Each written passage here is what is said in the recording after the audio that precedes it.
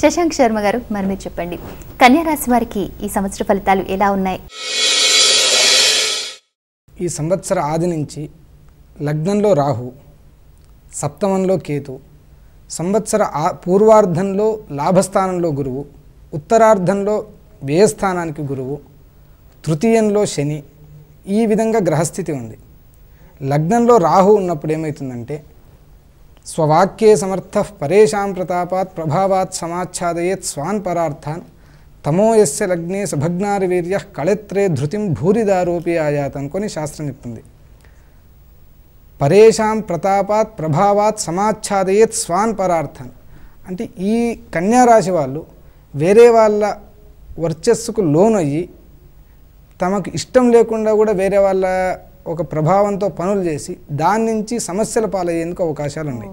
ఎందుకంటే నివృత్త స్వనాశ శిఖీ సప్తమే భూజసీ మార్గచింత నివృత్త స్వనాశ అనుకొని లగ్నంలో రాహు, సప్తమంలో కేతు వచ్చినప్పుడు భవిష్యత్తు గురించి విపరీతంగా చింతలాగా పెట్టుకొని తర్వాత సొంత నిర్ణయాలతో సమస్యలు కొని తెచ్చిపెట్టుకునేందుకు అవకాశాలు ఉంటాయి. అంటే వేరే వాళ్ళ యొక్క ప్రభావానికి లోనై వాళ్ళు అడుగుతున్నారు నేను ఇచ్చేద్దాం, వాళ్ళు అడుగుతున్నారు ఈ పని చేద్దాం అనుకొని చేసి ఈ షూరిటీలు సైన్ చేయడం కానీ లేదంటే ఆర్థికంగా ధనం నుంచి ఇటువంటి వాటిని ఈ కన్యారాశి వారు అయినంత ఈ సంవత్సరం చేయకుండా ఉండడం అత్యంత ఉత్తమం.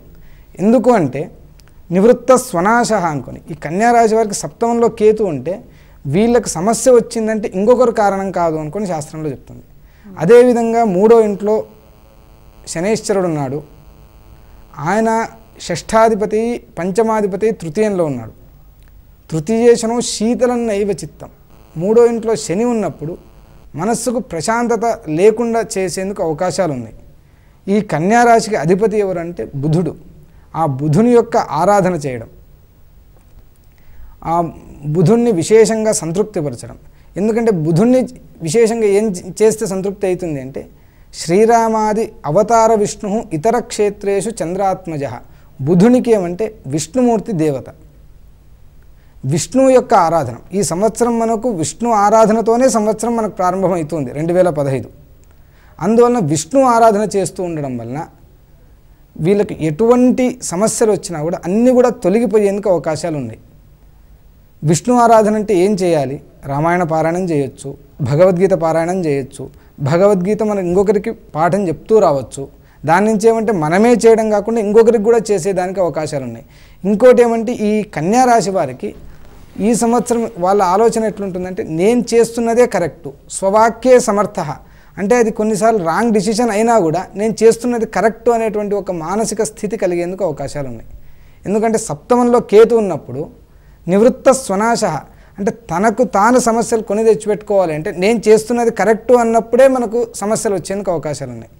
అందువలన ఈ సంవత్సరం మీరు ఏ కార్యక్రమాలు చేస్తున్నా, ఏ విశేషమైనటువంటి ప్రముఖమైనటువంటి నిర్ధారాలు తీసుకుంటున్నా కూడా కంపల్సరీ మీ శ్రేయోభిలాషులు వాళ్ళ యొక్క సలహా తీసుకొని 1కి 4 సార్లు ఆలోచన చేసి ఆ పని చేయడం మంచిది. ఇంకా ఆరోగ్యపరంగా చెప్పాలి అంటే లగ్నంలో రాహుకి ఏం చెప్తారంటే స్వర్భాను స్తనుతాప కుష్ఠ విషమవ్యాధీన్ జ్వరం కృత్రిమం పాదార్థించ పిశాచ పన్నగ భయం భార్యా తనూజాపదం అనుకుని అంటే అరికాళ్ళ మంటలు, కాళ్ళ నొప్పులు ఇటువంటివి వచ్చే వాటికి అవకాశాలు ఉన్నాయి. తర్వాత ఈ కన్యారాశి వారికి ఈ సంవత్సరంలో వచ్చే అనారోగ్యాలు ఎటువంటివి ఉంటాయంటే వాళ్ళకు అవస్థ ఉంటుంది, బయట పోతే ఎవరికి అది ఏం రోగం లేదు అనే పరిస్థితి ఉంటుంది. అందువలన ఈ సంవత్సరంలో విష్ణువును అది విశేషంగా ధన్వంతరి జపం చేస్తూ ఉండడం వలన మీకు విష్ణు ఆరాధన చేసినట్లు అవుతుంది, ఆరోగ్య ప్రాప్తి అవుతుంది. ప్రతి ఒక్కరూ కూడా సహస్రాదిత్య సంకాశం సర్వరోగ నివారణం ధ్యాత్వా ధన్వంతరిందేవం వ్రజామి శరణంచతం అనే ఒక శ్లోకం ధన్వంతరి మహామంత్రంగా శాస్త్రంలో చెప్తూ ఉన్నారు.